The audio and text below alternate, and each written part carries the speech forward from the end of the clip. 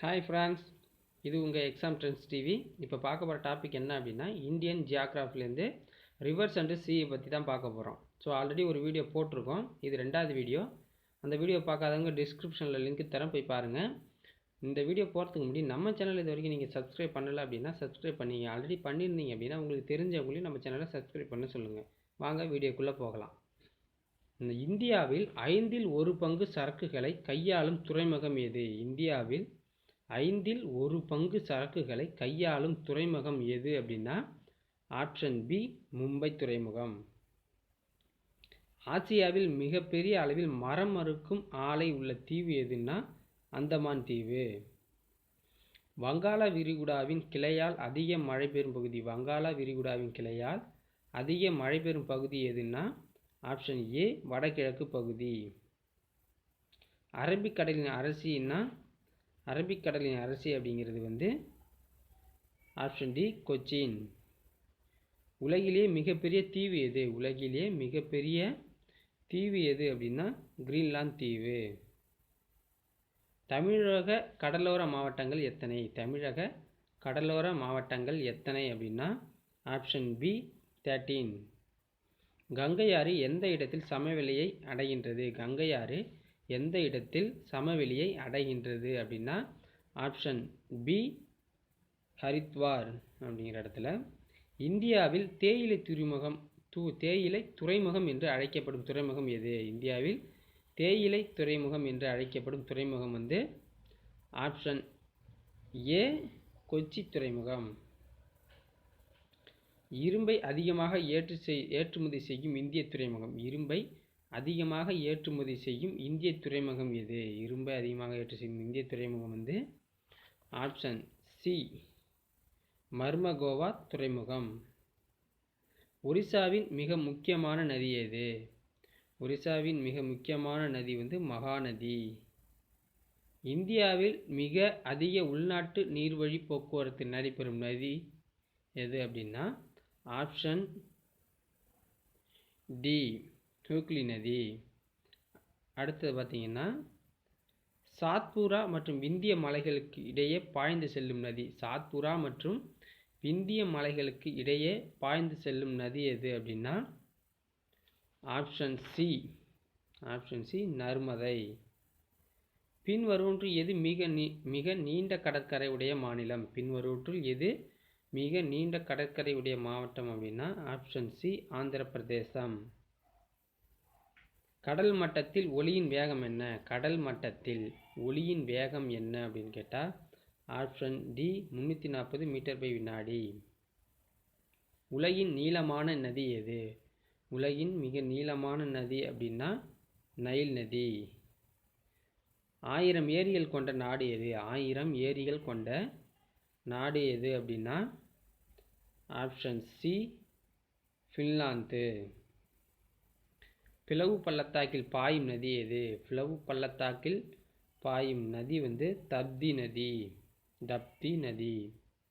தென்னிந்தியாவின் மிக நீளமான ஆறு எது? தென்னிந்தியாவின் மிக நீளமான ஆறு அப்படின்னு சொன்னால் ஆப்ஷன் சி, கோதாவரி. தென்னாட்டு கங்கை என்று எந்த நதியை அழைக்கப்படுகிறது? தென்னாட்டு கங்கை என்று எந்த நதியை அழைக்கிறார்கள் அப்படின்னா ஆப்ஷன் டி, காவேரி நதி. கடலின் ஆழத்தை கண்டறிய பயன்படும் கருவி என்ன? கடலின் ஆழத்தை கண்டறிய பயன்படும் கருவி ஆப்ஷன் சி, பேத்தோமீட்டர். தென்னிந்தியாவின் மிக நீளமான நதி எது? தென்னிந்தியாவின் மிக நீளமான நதி அப்படின்னா கோதாவரி. கடல் அல்லாத துறைமுகம் எது? கடல் அல்லாத துறைமுகம் அப்படின்னா ஆப்ஷன் ஏ, டம்டம் அப்படிங்கிற துறைமுகம் தான். ஷாராவதி நதியுடன் தொடர்புடையது எது? ஷாராவதி நதியுடன் தொடர்புடையது ஆப்ஷன் பி, ஜரசப்பா. கடற்பஞ்சுக்கள் எவ்வாறு வகைப்படுத்தப்பட்டுள்ளன? கடற்பஞ்சுக்கள் எவ்வாறு வகைப்படுத்தப்பட்டுள்ளன ஆப்ஷன் டி, போரிபெரா அப்படின்னு. மீனின் தசை துண்டங்கள் டேஷ் ஆகும். மீனின் தசை துண்டங்கள் டேஷ் ஆகும் அப்படின்னா ஆப்ஷன் சி, மயோடோம். உயிரியல் வந்துவிட்டது. கடல் நீர் நீளமாக தோன்ற காரணம் என்ன? கடல் நீர் நீளமாக தோன்ற காரணம் என்ன அப்படின்னா ஆப்ஷன் ஏ நீர் மூலக்கூறுகள் நீல ஒளியை சிதறச் செய்வதால்.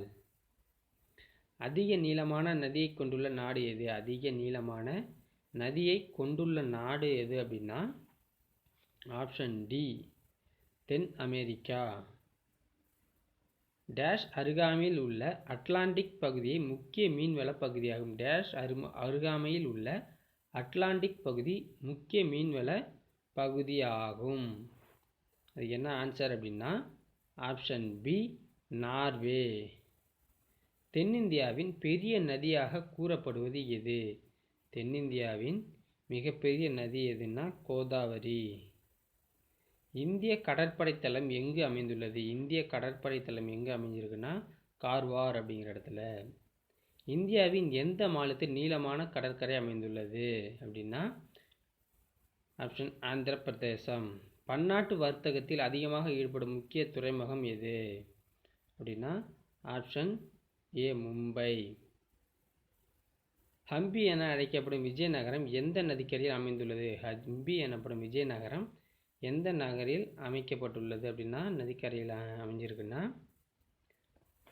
ஆப்ஷன் ஏ துங்கபத்ரா அப்படிங்கிறதுல. பாகிஸ்தானை ஆப்கானிஸ்தானுடன் இணைக்கும் கணவாய் எது? பாகிஸ்தானை ஆப்கானிஸ்தானுடன் இணைக்கும் கணவாய் வந்து ஆப்ஷன் ஏ கைபர் போலன் கணவாய்.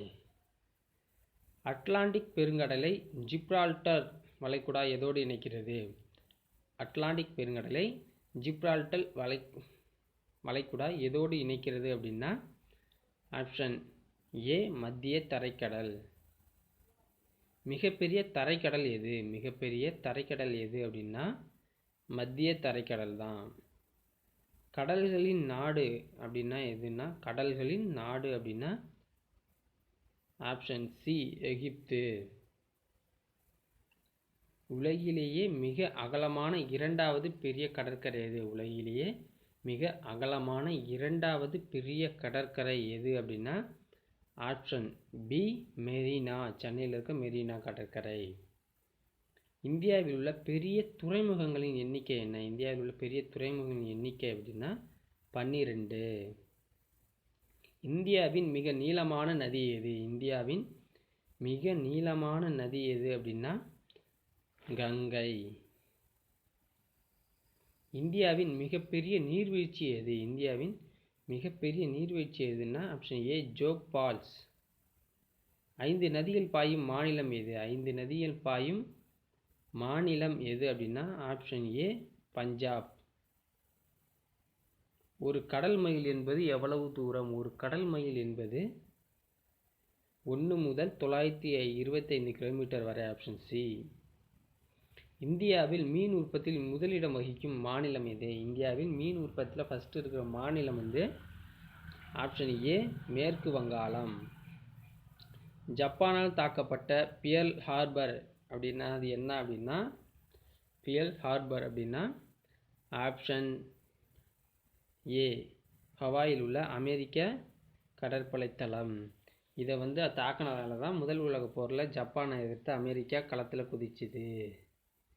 பின்வருவனவற்றில் எது விமான தாங்கி கப்பல் அப்படின்னா ஆப்ஷன் டி ஐஎன்எஸ் வீராத் அப்படிங்கிறது தான்.